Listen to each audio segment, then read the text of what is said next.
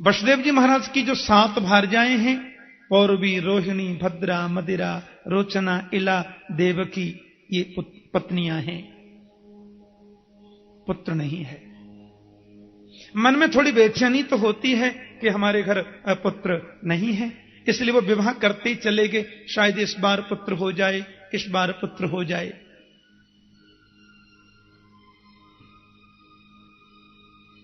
जय श्री कृष्ण। और 7वीं पत्नी देवकी जी के पुत्र हुए। देवकी के प्रथम 6 पुत्रों को दुष्ट कंस ने मार दिया। महारानी देवकी के 7वां जो पुत्र हुआ वो श्री बलराम हैं। इधर रोहिणी माता को जो प्रथम पुत्र हुआ वो भी बलराम हैं। देवकी माता के यहां 8म संतान के रूप में मेरे गोविंद पधारे, पुत्र के रूप में परमात्मा आए। परीक्षित, मथुरा में प्रभु ने अवतार लिया, गोकुल में पलना झूला। सुनो, फिर वृंदावन जाके बड़ी सुंदर पावन लीलाएं की। मथुरा जाकर दुष्टों का संहार किया, कंस का उद्धार किया, द्वारिका जाके सुमधुर पावन लीला की, और प्राच्योद्धवाय च परम समगात स्वधामा। अंत में उद्धव जी को ज्ञानोपदेश करने के बाद मेरे गोविंद अपने धाम को चले गए। अच्छा, पहले प्यार से बोलो जय श्री कृष्ण। एक मंत्र में पूरी कृष्ण कथा सुना दी और सुखदेव जी मौन हो गए।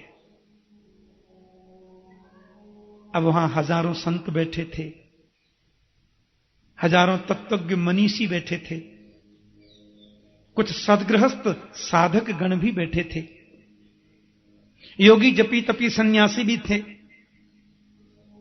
और 4 दिन से कथा तो बिल्कुल अविश्राम गति से चल रही थी, अबाध गति से चल रही थी। और अब आकर सुखदेव जी ने 1 मिनट में कृष्ण कथा सुनाई और चुप हो गए। अब कथा के बीच में बोलना तो मना है, प्रश्न करने का अधिकार तो केवल परीक्षित को ही मिला था। अब बेचारे संत लोग एक दूसरे को देखें, सुखदेव जी ने कथा कर दी और मौन, चुप हो गए। एक ऋषि ने परीक्षित को इशारा किया, पूछो ना क्या हुआ।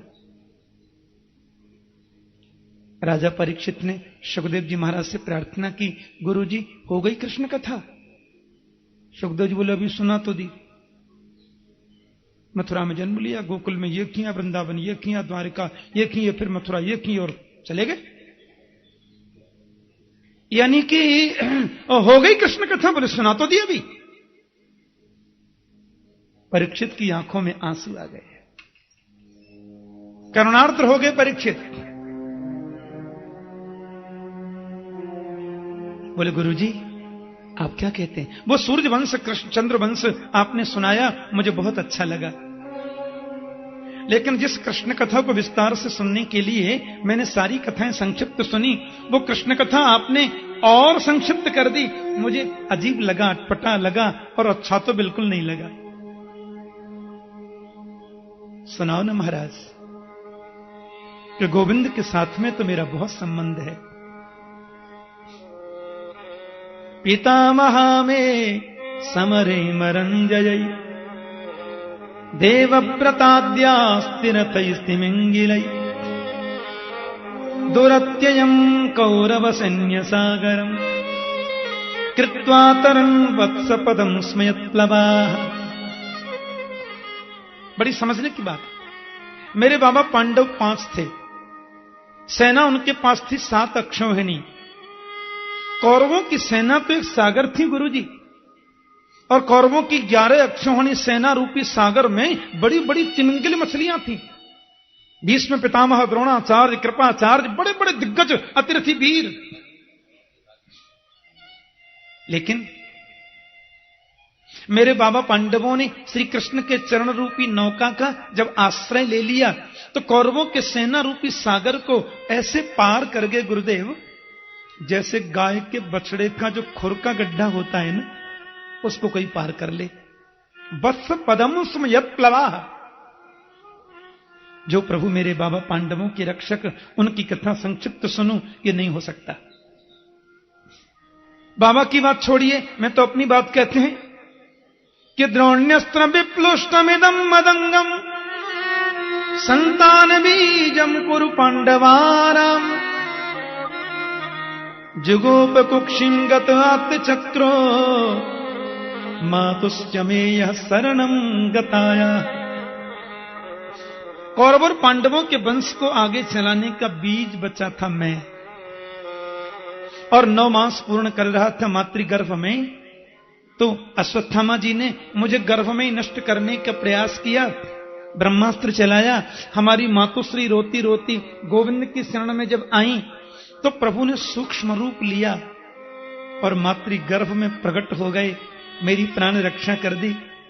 अच्छा, यहां परीक्षित बोलते हैं जुगोप कुक्षिम गत आत्मचक्रो,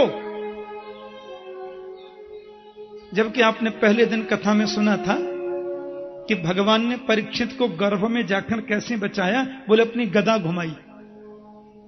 प्रभु ने अपनी गदा को परीक्षित के चारों तरफ घुमाया और उनकी प्राण रक्षा कर दी। और यहां परीक्षित सुखदेव जी महाराज से कह रहे हैं कि मुझे मारने को ब्रह्मास्त्र जब चलाया तो गोविंद गर्भ में प्रवेश कर गए और अपने सुदर्शन चक्र से उन्होंने मुझे बचाया। ये तो गड़बड़ हो गया ना। भगवान जब बचाने गए तब सुखदेव जी ऋषि सूत जी बता रहे हैं कि प्रभु ने अपनी गदा से परीक्षित को बचाया। और यहां परीक्षित जो गवाह है, बिल्कुल दृष्टा देखने वाला, वो कह रहा है मुझे भगवान ने सुदर्शन चक्र से बचाया। गत आत्म चक्रो, ये तो तकलीफ हो जाएगी। एक ही बात को दो रूप में कैसे कहें। तो भागवत के टीकाकारों ने बड़ा सुंदर इसका भाव प्रस्तुत किया है। कहते नहीं, भगवान ने अपनी गदा से ही परीक्षित को बचाया था, पर गोविंद ने परीक्षित की रक्षा में अपनी गदा इतनी तीव्र गति से चारों तरफ घुमाई कि नन्हे परीक्षित को वो गदा ही चक्र के रूप में दिखाई दी होगी। बोलो जय श्री कृष्ण। लेकिन वो गदा ही थी, चक्र नहीं था। तो परीक्षित कहते हैं जुगोप कुक्षिम गत आत्म चक्रो, प्रभु ने सुदर्शन चक्र से मुझे बचाया। उनकी कथा में संक्षिप्त कैसे सुन सकता हूं, आप सविस्तार बताएं महाराज। आपने रोहिणी नंदन बलराम जी का नाम बताया और देवकी माता के 7वें पुत्र में भी आपने बलराम का ही नाम लिया। तो प्रभु जी देवक्याम गर्भ संबंध कुतो देहांतरम, बिना एक ही व्यक्ति बिना 2 बार जन्म लिए 2 माताओं का पुत्र कैसे हो सकता है? आप जरा स्पष्ट कर दें, बताओ ना विस्तार से गुरुजी। राजा परीक्षित ने जब ये प्रश्न किया तो भगवान सुखदेव के नेत्रों में अश्रु छलक आए। उनका हृदय गदगद हो गया। मन में सोचने लगे, मैंने श्रोता बहुत देखे पर ऐसा श्रोता नहीं देखा है? हम लोग तो 3 घंटा सवेरे और 3 घंटे शाम को सुनते हैं कथा, तो 3 घंटे में पैर भी कई बार बदल लेते हैं। कई भक्त तो बेचारे जलपान भी कर लेते हैं, कई चाय की चुस्की भी बीच में ही लगाए आते हैं। कई लोग तो सेल फोन पर मार्केटिंग भी कर लेते हैं, शेयर मार्केट का भाव क्या है। 3 ही घंटे में होता सब काम, और भी कोई छोटा बड़ा काम हो तो वो भी। लेकिन परीक्षित 4 दिन से कथा सुन रहे हैं और एक बार भी मैंने इनके चेहरे पर आलस्य नहीं देखा, एक बार भी इसने आसन नहीं बदला, एक बार भी पानी नहीं पिया। और मैंने थोड़ा शॉर्ट में कर दी एक कथा तो कहता विस्तार से कहो। भैया श्रोता बहुत देखे। भगवान सुखदेव जी मुस्कुराकर के बोले, राजन इतने दिन से आप कथा सुन रहे हैं, आपको भूख प्यास लगी होगी, क्योंकि आपके पीछे जो संत लोग बैठे हैं ना, ये सब तो महान मनीषी हैं। कुछ न मिले ना 10-5 दिन तो कोई फर्क नहीं पड़ता, कितने तो ऐसे हैं कि कई वर्ष बीत जाए बिना पानी पिए। पर आपको तो ये सब अभ्यास नहीं है। मैं ऐसा है कृष्ण कथा आपको सुनाऊंगा, अभी 5 मिनट का मैं थोड़ा विश्राम देता हूं, आप जलपान कर लो, भूख प्यास लगी होगी। राजा ने बहुत सुंदर जवाब दिया कि नई साती दुस्सहाक्षुन्माम त्यक्तोदमपि बाधते पिबंतम तन्मुखाम्बोज अक्षुतम हरि कथामृतम। सुखदेव जी कहते हैं, मुझे परीक्षित ने कहा, मुझे भूख नहीं लगती, प्यास नहीं लगती भगवान, क्योंकि पिबंतम तन्मुखाम्बोज अक्षुतम हरि कथामृतम, परमात्मा की परम पावन कथा आप सुना रहे हैं। आपके मुखरूपी चंद्रमा से भगवान की अमृतमयी कथा बरस रही है और मैं कानों के माध्यम से उसको पी रहा हूं। किसी को रसगुल्ला खाने को मिले तो कोई और चीज खाकर मुंह चिपकना क्यों करे? किसी को अमृत पीने को मिले तो कोई गंदा जल क्यों पिए? आप तो मुझे विस्तार से कहें भगवान। सुखदेव प्रभु के मन में यह भाव जगा, अरे राजन, तुम्हारे जैसा श्रोता मुझे मिल जावे तो मैं 7 दिन क्या 7 महीना नॉनस्टॉप सुनाता रहूं। बोलो जय श्री कृष्ण। ये सत्संग में रुचि का होना संत कृपा और भगवंत कृपा दोनों का प्रत्यक्ष रूप है। बिनु सत्संग विवेक न होई, राम कृपा बिन सुलभ न सोई। यहां से पहले जो मैं कथा कर रहा था ना, अभी हिमाचल प्रदेश में, हिमाचल में कथा थी 7 तारीख से 13 तारीख तक। वहां से कुछ लोग सुनने भी आए कथा। तो वहां कथा का समय था 10 बजे से 4 बजे तक, बीच में थोड़ी देर विश्राम होता। पर वहां श्रोता आते थे कथा सुनने सवेरे 7 बजे। मैंने देखा ये श्रोता 7 बजे से श्रोताओं का आगमन शुरू हो जाता कथा के लिए। कथा शुरू होनी है 10 बजे से 4 बजे तक, बीच में आधा पौना घंटे का विश्राम। मैंने पूछा इतना जल्दी क्यों आ जाते हैं? तो बताए महाराज, यहां संतों का समागम इस तिथि में होता है प्रतिवर्ष। लोगों को ऐसी आदत पड़ गई है कि जितने भी लोग हैं वो 10 दिन की छुट्टी ले लेते हैं पहले से, और प्रातः 7 बजे से ही आ जाते हैं। इधर थोड़ी सेवा भी करते हैं और इधर ही फिर भंडारा लंगर प्रसाद लेते हैं। शाम को कथा सुन के रात्रि में कीर्तन करते हैं, सवेरे से फिर कथा शुरू। कथा के प्रति रुचि का होना यह गोविंद की कृपा के बिना संभव नहीं है। बिल्कुल सही बात है। राजर्षि परीक्षित ने 7 दिन आसन नहीं बदला था। जलपान करना तो दूसरी बात है, ऐसी उनकी मनस्थिति। सुखदेव जी कहते हैं, धर्म की जब हानि होती है, पापाचार अनाचार जब बढ़ने लग जाता है, तब तब धरि प्रभु विविध शरीरा। मेरे गोविंद अनंत रूप लेकर के आते हैं, किसी भी रूप में आ जाते हैं।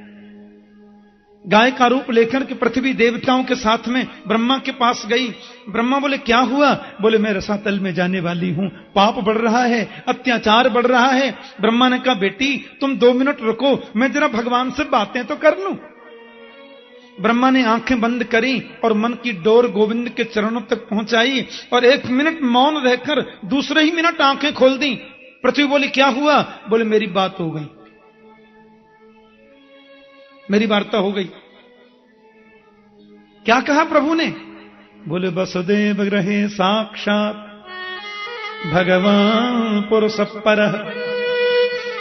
मेरे पुराण पुरुषोत्तम जो परात्पर श्रीमन नारायण हैं, वो मथुरा में वसुदेव जी के घर पुत्र बनकर आएंगे, ऐसे मेरे हृदय आकाश में आकाशवाणी हुई है। हाँ, गिरम समाधौ गगने समीरिताम निशम्य बेधास्त्रिसानुवाचः। और भगवान की जो माया है ना, विष्णु और माया भगवती जजा सम्मोहितम जगत, वो भगवती माया मालूम है, माया भी यशोदा के यहां गोकुल में पुत्री बनकर आएगी।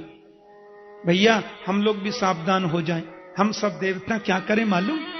कोई भगवान के बेटियां बन के चलें, कोई नाती पोते बनकर चलें, कोई भगवान के दरबान बन जाएं। ऐसे प्रभु की सेवा में सबको सहयोगी बनना है। ब्रह्मा ने आदेश कर दिया और चले गए। शत्रुघ्न जी के द्वारा बसाई गई जो मधुपुरी मथुरा है, कालांतर में इस मथुरा में एक बड़े धर्मावलंबी राजा हुए, नाम था उग्रसेन। बहुत धर्मात्मा है, ब्राह्मणों का सत्कार करते, संतों का आदर करते। ये उनकी मनस्थिति। पुत्र नहीं था, मन में थोड़ी चिंता है। मथुरा की बगल में ही गांव है ना, सौरी बटेश्वर की बगल में, वहां का राज्य मिला था मथुरावासी सूरसेन जी को। सौरी गांव है, आज भी है सौरी गांव। वहां के राजा थे सूरसेन। मूलतः तो मथुरा नगरी के ही थे, पर राज्य उनको वहां का मिला था। उग्रसेन जी ने यज्ञ किया, पत्नी गर्भवती हुई, और वे जब वन में गई सहेलियों के साथ में, वहां सुनो, एक राक्षस रहता द्रुमिल राक्षस ने उनकी पत्नी को देखा। उसकी छाया गर्भस्थ शिशु पर पड़ी तो कंस प्रकट हो गए। ब्राह्मणों ने विरोध किया, ये बालक तो बड़ा भारी महाराज राजद्रोही होगा, धर्म के विरुद्ध आचरण करेगा।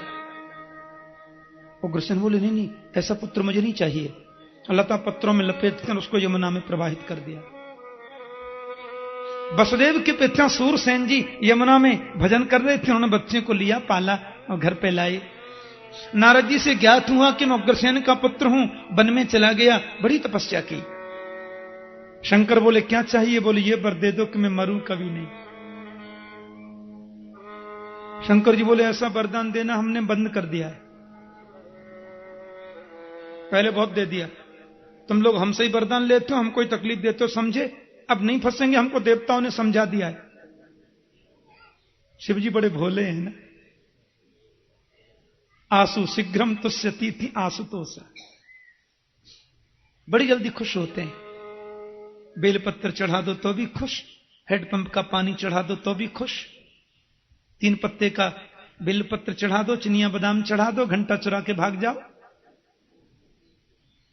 एक चोर ने देखा शिव जी के मंदिर पे 10 किलो सोने का घंटा है। हां, आ गया। बोले, छोटे मोटे कुंडल फुंडल बहुत चुराए, ये सोने की घंटी मिल जाए इतनी छोटी चोरी बंद। ताला वाला तोड़ के मंदिर में घुस गया भीतर, लेकिन वो घंटी ऊंची थी, हाथ पहुंचता नहीं। आपने देखा हो किसी किसी मंदिर में शिवजी महाराज की पिंडी बड़ी ऊंची होती है, कोई शंकर बड़े ऊंचे होते हैं। हां, गुवाहाटी में तो ऐसे शिवजी हैं कि उनको लोग ऐसे करें तो जेट में ही नहीं आते, बड़े मोटे और बड़े ऊंचे हैं।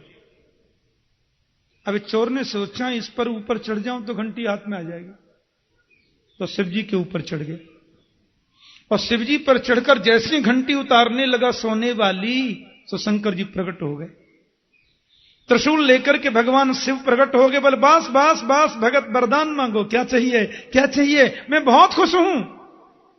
चोर घबराए, बाबा मैं कोई भगत नहीं हूं महाराज, मैं तो चोर हूं, ये घंटी चुराने आया था।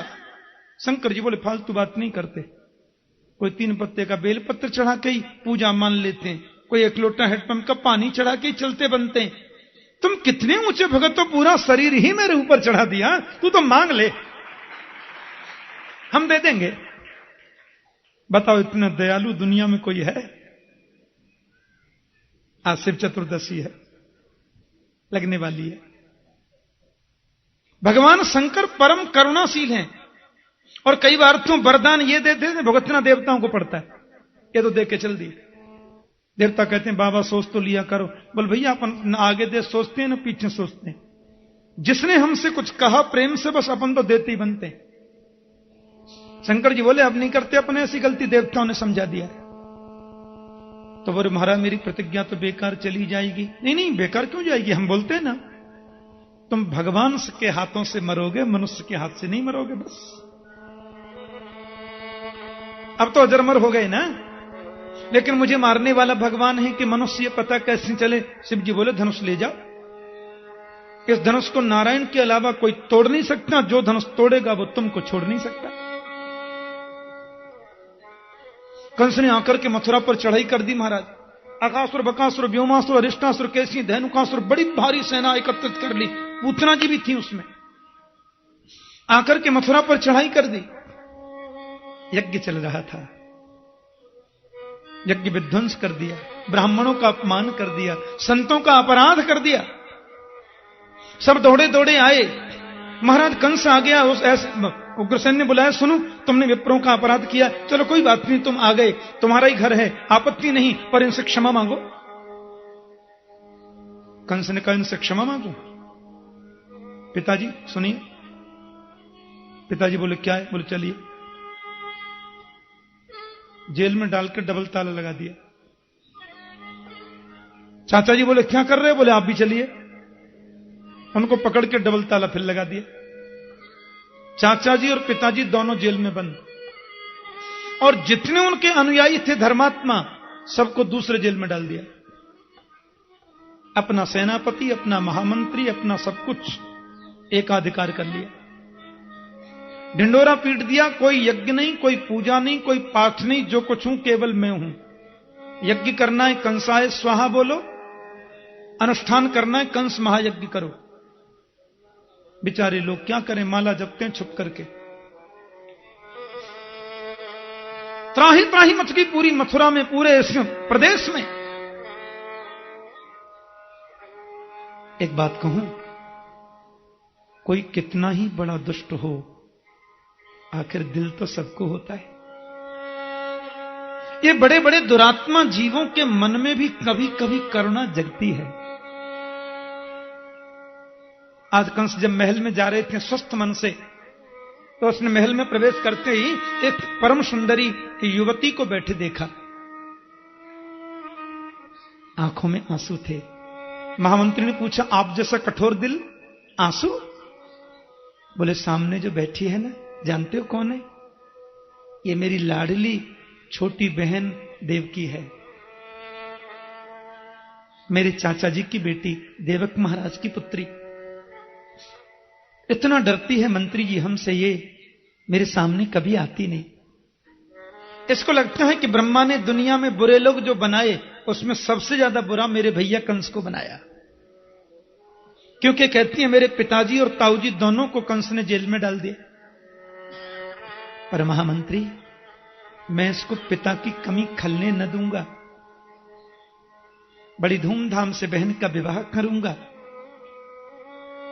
वसुदेव जी के साथ में देवकी जी का विवाह कर दिया। ये सातवीं पत्नी है।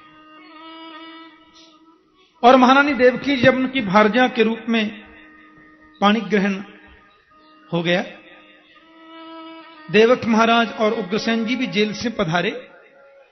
महाराज देवक ने कितना बड़ा दहेज दिया, भागवत में बड़ा वर्णन है। कितने हाथी, कितने घोड़ा, कितने गाड़ी भर के गहना। कंस ने और मिलाए, क्योंकि मेरा यश बढ़े। वसुदेव देवकी को विदा करने जा रहा है, स्वयं रथ को चला रहा है। एक बात बताऊं, देवताओं का और माताओं का स्वभाव एक जैसा होता है। हमारी बहनें भी मन में किसी बात को छुपा नहीं पाती, तो देवता भी छुपा सकते नहीं। हां, एक जैसी प्रवृत्ति है, इसलिए देवता भी इनको प्रणाम करते हैं।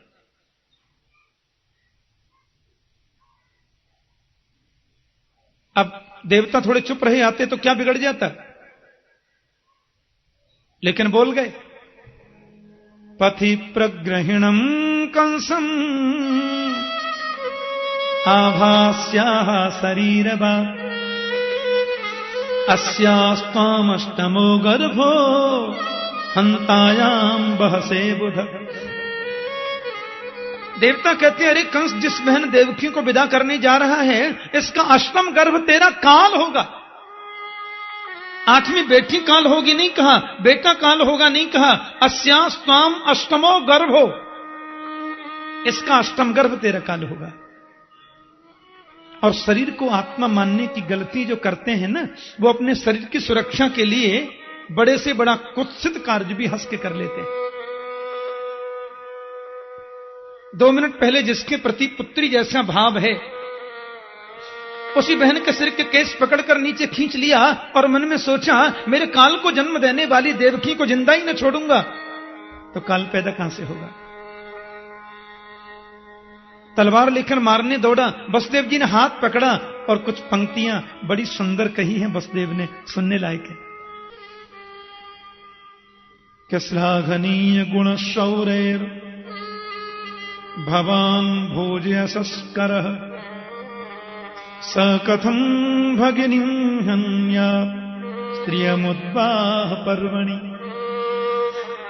आप जैसा मनीषी, आप जैसा विद्वान, आप जैसा महान अतिरथी वीर अबला नारी पर तलवार से वार करे शोभा नहीं देता, क्योंकि नारी तो अवध्या है, नारी तो पूजनीय है। उसमें भी छोटी बहन जिसका कन्यादान अपने हाथों से किया, जिसके हाथ में कलावा बंधा है विवाह का, आप जैसा वीर उसको मारे ये शोभा नहीं देता। ये बिल्कुल अच्छा नहीं लगता।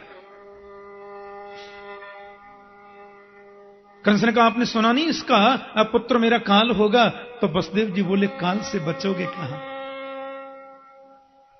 क्योंकि मृत्युर्जन्मवतां वीर देहे न सहजायते अद्यवाब्द सतां तिर्वा मृत्युर्वै प्राणिनां ध्रुव।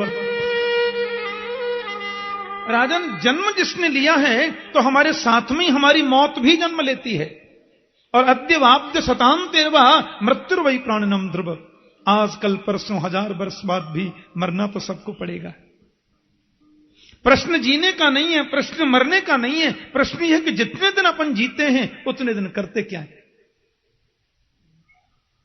आज इस राष्ट्र की दुर्गति का मूल कारण यदि कोई है तो केवल यही है कि हमने जन्म तिथि और मरण तिथि को याद कर लिया, बीच वाला सब भूल गए। जन्म तिथि पर गए फोटोग्राफर लेके, माला चढ़ाई, फूल चढ़ाया, चले आए। मरण तिथि आई तो फूल चढ़ाया, 2 मिनट मौन बैठ गए, चले आए। लेकिन जिसको फूल माला हमने चढ़ाई है, पुष्प अर्पित किए हैं, उस महापुरुष ने जीवन में किया क्या, वो 1% भी अपने जीवन में हम नहीं उतारते। वास्तविक श्रद्धांजलि तो तभी होती है जब उस महापुरुष के आदर्श को हम अपने जीवन का आदर्श बनाएं, जो हम नहीं करते। स्वामी विवेकानंद जी महाराज का कौन सी तिथि में जन्म हुआ, किस तिथि में उनका ब्रह्मलीन हो गए, ये भारत के अधिकांश लोग नहीं जानते, क्योंकि जरूरी भी नहीं है। लेकिन उन्होंने जीवन में आध्यात्मिक चेतना कैसे जगाई लोगों में, पूरे विश्व में राष्ट्रगुरु के रूप में भारत को पुनः प्रतिष्ठित कैसे करने का प्रयास किया, यह दुनिया जानती है। आध्यात्मिक जगत में कैसी क्रांति की श्री विवेकानंद जी महाराज ने, उसको लोग याद करते हैं। तुम्हारे चरित्र पर कलंक लग जाएगा, हां बड़ा वीर बनता था, बहन को मार दिया। फिर तुम्हें देवकी से कोई भय नहीं है, तुम्हें देवकी के पुत्रों से तो भय है। नहस्यास्ते भयम सौम्य यदबागाह शरीरिणी पुत्रान समर्पयस्या यतस्ते भयमुत्थितम। देवकी के गर्भ से जितने पुत्र जन्म लेंगे मैं सब तुमको जन्म लेते ही देता जाऊंगा, पर इसको छोड़ दो। वसुदेव ने सोचा इस समय सबसे बड़ी प्राथमिकता है देवकी को बचाना। जो बोला सब हां करता गया। 8 बेटा नहीं हो जाए जेल में रहना पड़ेगा, मंजूर है साहब। और महारानी देवकी ने प्रथम पुत्र को जन्म दिया जिसका नाम है कीर्तिमान। कीर्तिमंतम प्रथमजम कंसाया नुकुदुंदुभि। कंस ने उसको मार दिया। गर्ग संहितादि में तो कुछ संकेत मिलता है कि एक बार तो कंस ने छोड़ दिया था, पर नारद जी ने 1 से 8 और 8 से 1 सब एक ही बता दिया तो उसने मार दिया। फिर दूसरा बालक भी मार दिया, तीसरा भी मार दिया, चौथा, 5वां, 6वां भी मार दिया। अब देवकी माता के गर्भ में 7वां बालक आ रहा है। बोलो जय श्री कृष्ण। वर प्रभु ने योग माया को बुलाया और कहा देवी, देवकी के गर्भ में जो 7वां बालक है वो मेरे शेष जी हैं। राम अवतार में जो छोटे भाई लक्ष्मण जी थे ना, वही कृष्ण अवतार में बड़े भाई बलराम बन के आ रहे हैं।